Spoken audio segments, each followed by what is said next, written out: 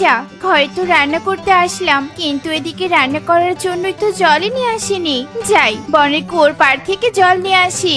এই বলে টুনি কলসি নিয়ে নিজের বাড়ি থেকে বেরিয়ে যায়। তারপর টুনি কুয়োর পাড়ে পৌঁছে পানি টেনে তুলতে থাকে। ঠিক সেই সময়ে আকাশের ওপর দিয়ে একটা অদ্ভুত পাখি উড়ে যায়, আর সেই অদ্ভুত পাখির কাছ থেকে একটা পুটলি টুনির সামনে পড়ে যায়। এ কি, ওই পাখিটা এটা কিসের পটলি ফেলে দিয়ে গেল? এই যে, শুনছো শুনছো তুমি? তোমার পটলি ফেলে দিয়ে গেলে? এ কি, ওই অদ্ভুত পাখিটা তো আমার ডাকে কোনো সাড়াই দিল না। দেখি তো এই পটলির মধ্যে কি আছে। টুনি পড়ে থাকা পুটলিটা হাতে তুলে নেয়, আর পুটলি খুলে দেখে যে সেই পুটলির মধ্যে স্বাভাবিকের তুলনায় বড় একটা মাত্র লাউয়ের বীজ। তা দেখে টুনি বলে, এ কি, এটা তো একটা বড় লাউয়ের বীজ। ফেলে দিব নাকি লাউয়ের বীজ? না, বাড়িতে নিয়ে যাই। ওই অদ্ভুত পাখিটা সামান্য লাউয়ের বীজের জন্য নিশ্চয়ই ঘুরে আসবে না। এই বীজ দিয়ে আমি লাউ চাষ করব। যাই, পানি আর লাউয়ের বীজ নিয়ে বাড়িতে চলে যাই। লাউয়ের বীজটা এখানে রোপণ করে দিয়েছি। যাই, এবার রান্নাঘরে রান্না করে গিয়ে। টুনি রান্না করতে ঘরে চলে যায়। এভাবেই সেই দিনটি কেটে যায়। পরের দিন সকালবেলা ওরে বাবারে বাবা, কি অবাক করে কাণ্ড দেখছি। কালকেই তো এখানে লাউয়ের বীজ রোপণ করলাম, আজকে এত বড় লাউ হয়েছে। আমি তো কিছুই বুঝতে পারছি না। টনি, আমাকে দেখে চমকে গেলে বুঝি? আমি হলাম জাদুই লাউ। আমার মালিক ওই অদ্ভুত পাখি তোমার সামনে ইচ্ছে করে এই লাউয়ের বীজটা ফেলে গিয়েছিল, যাতে করে তুমি আমাকে চাষ করতে পারো। কেন কেন আমাকে বীজ দিয়ে গিয়েছে? আমি কি এমন করেছি?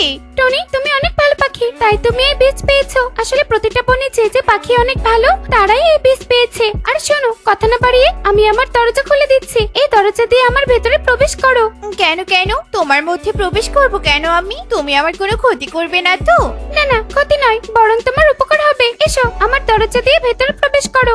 লাউয়ের কথা শুনে টুনি লাউয়ের দরজা দিয়ে ভেতরে প্রবেশ করে। তারপর সাথে সাথে লাউয়ের দরজা বন্ধ হয়ে যায়। টুনি লাউয়ের ভেতরে প্রবেশ করে অবাক হয়ে বলে, আমি কোথায় এসে পড়লাম? চারদিকে শুধু বন আর বন।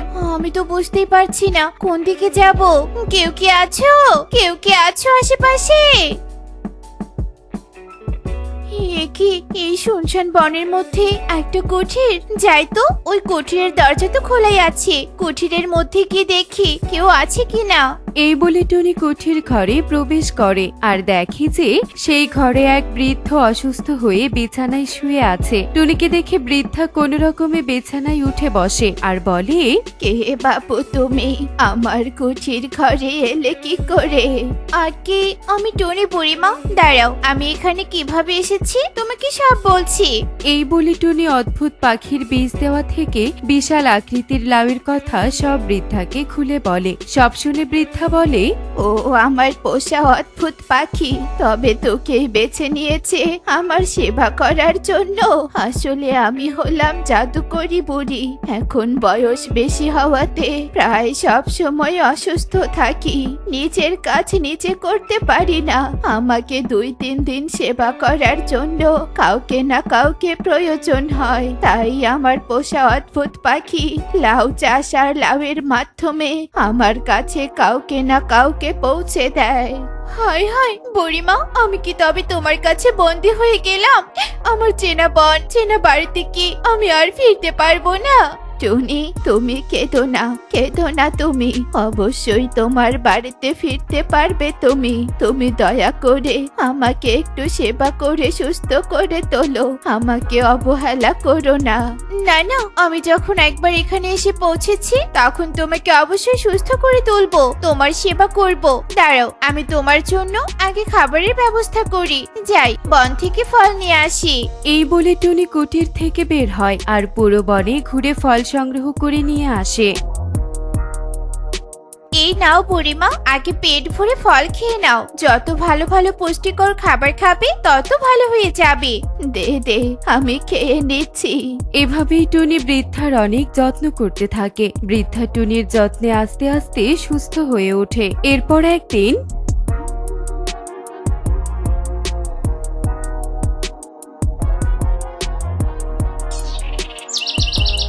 টুনি, আমি এখন পুরোপুরি সুস্থ হয়ে গেছি।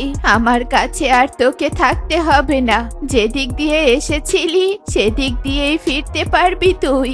তোমাকে সেবা করতে করতে তোমার উপর মায়া জন্মে গেছে বুড়িমা, কিন্তু তবু আমি নিজের বনে ফিরবো। নিজের বাড়ি নিজের বনকেও আমার মনে পড়ছে। আমিও চাই তুই এবার বাড়ি ফের। যা, এবার চলে যা।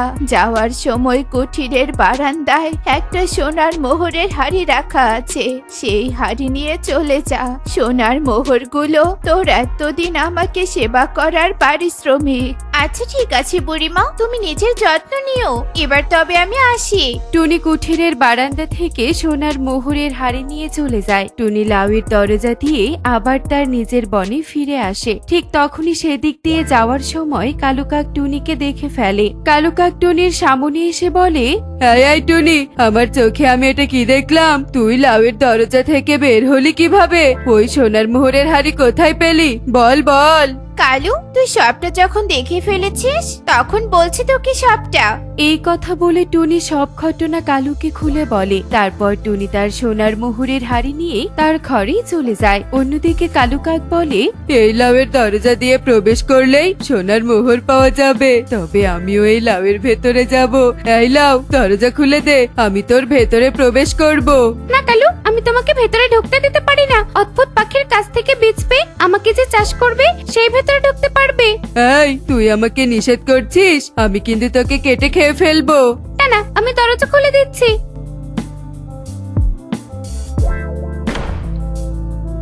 কোথায় কোথায় সেই বৃদ্ধার কুঠির? আমি খুঁজে পাচ্ছি না কেন। আরে আরে, ওই তো কুঠির। কালুকাক কুঠিরের কাছে যায়। সেখানে বৃদ্ধা দাঁড়িয়ে ছিল। বৃদ্ধা কালুকাককে দেখে বলে, এই তুই কে? এখানে এসেছিস কেন? আমি হলাম কালু, সোনার মোহরের হাড়ি নিতে এসেছি। ও, তুই সোনার মোহরের লোভে পড়ে এসেছিস, তাই তো বলি। এখন তো আমি অসুস্থ হইনি। আমার পোষা অদ্ভুত পাখি কেন বাহিরে লাউয়ের বীজ ফেলে দিয়েছে? তুই তাহলে টুনির লাউয়ের দরজা দিয়ে জোর করে ঢুকেছিস? এই বৃদ্ধা, তোমার কথা শোনার সময় নেই আমার। কোথায় কোথায় সোনার মোহর? কোথায়? তোমার ঘরে রেখেছো বুঝি? দাঁড়াও, আমি ঘরে গিয়ে সোনার মোহরের হাড়ি খুঁজবো। বেশি লোভ করিস না। যেখান থেকে এসেছিস সেখানে চলে যা, নয়তো চরম শাস্তি পাবি। তুই বুড়ি আমাকে কি শাস্তি দিবি? শক্তিতে আমার সাথে পাবি নাকি? শর্ত সর, আমাকে তোর ঘরে যেতে দে। আজ আমি তোর সোনার মোহরের হাড়ি নিয়ে বাড়ি ফিরবো। এই বলে কালুকাক বৃদ্ধাকে রেখে ঘরে প্রবেশ করে। বৃদ্ধা রেগে গিয়ে জাদু করতে থাকে আর মন্ত্র বলতে থাকে। রিং ব্রিং ত্রিং, লোভী কালু কাকের শাস্তি হোক তাড়াতাড়ি। রিং ব্রিং ত্রিং। বৃদ্ধা মন্ত্র পড়ার সাথে সাথে কালুকাক দেখতে পায় যে ঘরের পরিবেশ একটা বদ্ধ গুহায় পরিণত হয়ে গেছে। যে গুহা থেকে বের হওয়ার কোনো পথ নেই। তা দেখে কালুকাক ভয় পেয়ে বলে, হায় হায়, এ আমি কোথায় এলাম? আমি গুহা থেকে বের হব কি করে? হায় রে, লোভে পড়ে কোথায় এসে পড়লাম? এটা তো একটা গুহা। লোভের শাস্তি হিসাবে কি এই গুহার মধ্যে সারা জীবন আটকে পড়ে থাকতে হবে? হায় হায় হায় রে। এই বলে কালুকাক তার লোভের কারণে গুহায় দাঁড়িয়ে কপাল চাপড়াতে থাকে। আর অন্যদিকে টুনি সোনার মোহর দিয়ে বেশ সুখেই দিন কাটাতে থাকে। এমনই সব মজার মজার শিক্ষণীয় টুনি পাখির গল্প পেতে আমাদের সাথেই থেকো। আর গল্পটি কেমন হয়েছে তা কমেন্টে জানাতে ভুলো না কিন্তু। Bye bye.